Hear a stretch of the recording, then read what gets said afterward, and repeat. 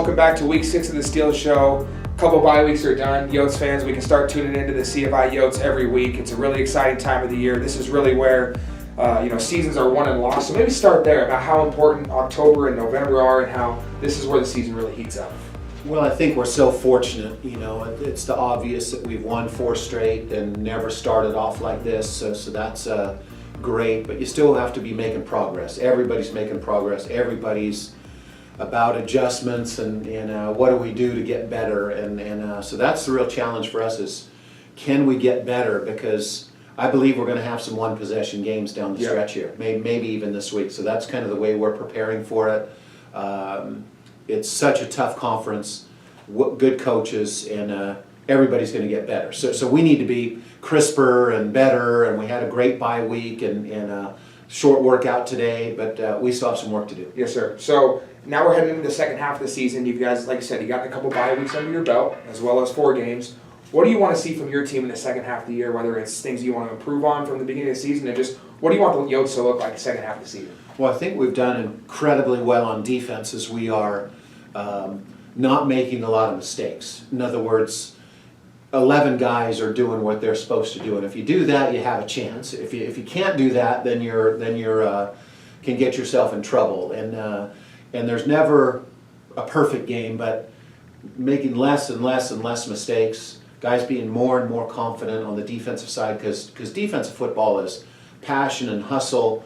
What the fans may not understand is it's very technical too. Yeah. It's how you line up to different formations and different things the offense does. And Coach Jewell, Coach Ko, and the whole staff have done a great job. We still need to make progress over there because I think our defense is really doing some great things. Yeah. And I'm excited for them to keep improving. Offensively, we still need to find a way to make big plays, and we've had some big runs, obviously, and a few big passes, but I think it's still, and it takes sharpness and focus and really honing in and practice too, because those things, and again, it's not that you can do it one time and you're ready to go, it's can you do it time after time after time again in practice, and then maybe have a shot to do it half the time in the game. Sir. So that's the big, would love to see big plays.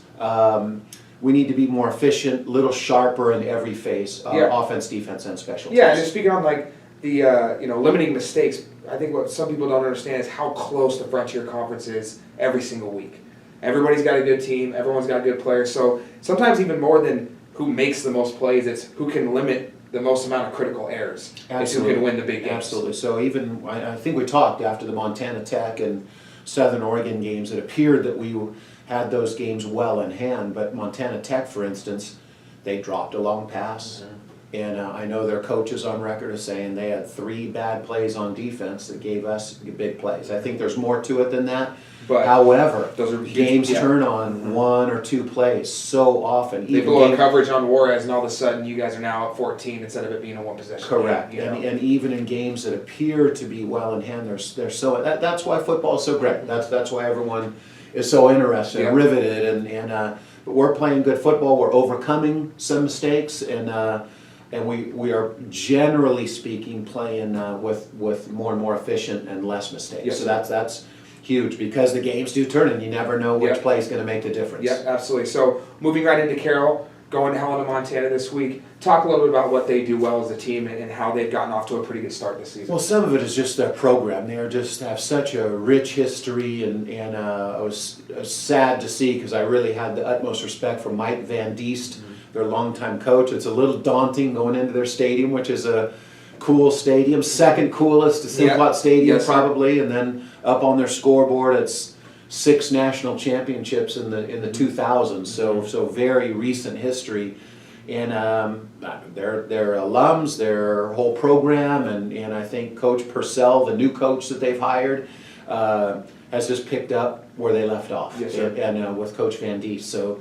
and they weren't that far away the last couple of years. We were talking before that we won a couple very, very close games against Carroll, and they were down for their standards, but they were still the best defense in the league. Yeah. And I think they were a couple plays or players away from being really good on offense too. So they are really, really good. They are top drawer, and they're well coached.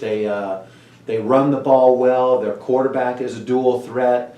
And defensively, they're always good. They always got great linebackers. Great front seven, always just big and physical in the box. Big, physical, move around, make plays. And then their secondary, they have Isaiah King, who's played for 4 years, and he's done really well against us. He has a number of interceptions against us. Yes, So they're very, very good. Yeah, so what are you guys going to have to do to go up to Helena and get a win this Saturday?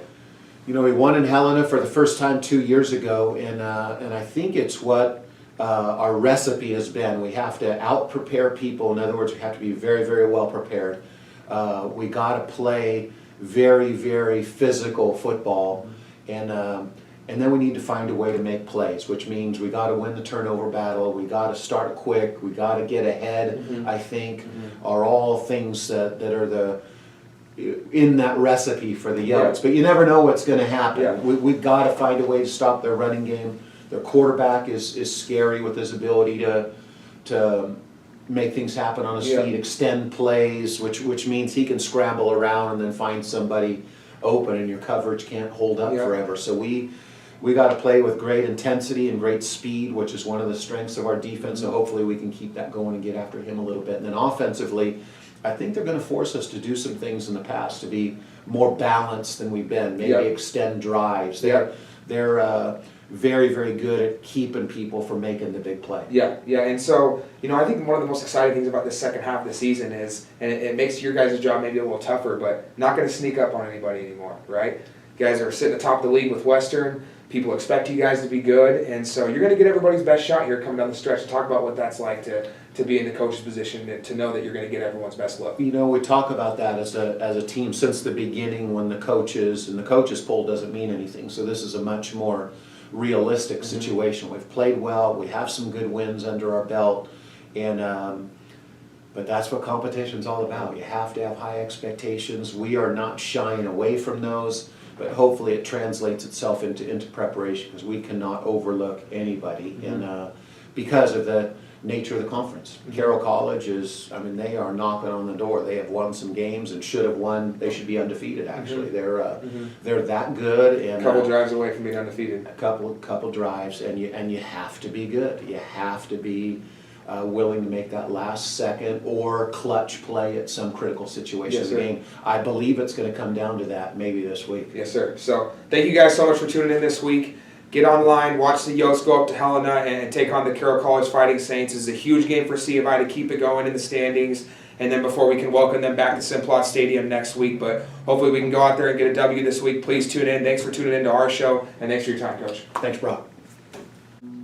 All right, fans, want to preview a couple of the key players for Carroll College Fighting Saints on the offensive and defensive side. We heard Coach Mo talk about their team. They're very good up front. They're a sound defense. They're well coached. They're going to fly around and be excited to play the Yotes at home this week.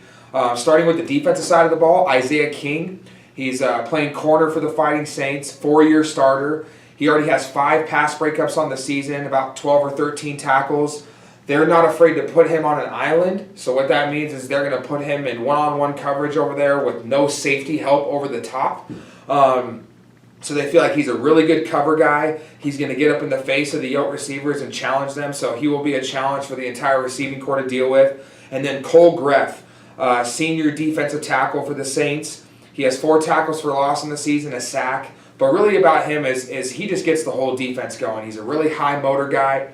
He plays about as hard as anybody you'll see on their team on film. Gets after people. He's definitely going to be a challenge for the center and guards of the C of I Yotes, and he's just going to kind of create problems all day. He's created problems for every team that they've played this year, and so he's definitely going to be a guy that we have to deal with.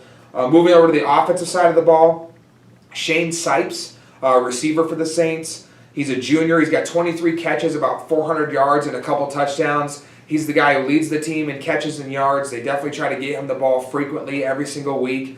He's a down-the-field, big play target. Guy's got some speed, so he's a heck of a player for them. The running backs are kind of by committee. The 2 running backs combined have somewhere around 700 or 800 yards, 11 touchdowns on the season, so very productive out of the running backs. One of them, his name is Major Ali. He's been a 4-year starter and player for the Saints. Kind of a shorter, stocky guy, but he runs really hard, physical. He breaks tackles. He's always been a hard guy to bring down. The Yotes are well aware of what he can do. And then Devin Bridgewater, a local Treasure Valley kid, is the quarterback for them. Got 935 yards on the season, 7 touchdowns, only 1 interception. So he's done a really good job of taking care of the football for the Saints, and I think that's one of the reasons why, they've been able to come out of the gates and get some big wins, and the games they've lost have been barn burners, really close, is Devin Bridgewater has done a really good job of taking care of the football and putting their team in a good position to win. So watch out for those guys on offense and defense for the Saints. They're a well-coached team, well-balanced, and it's definitely going to be a challenge for the Yotes this Saturday.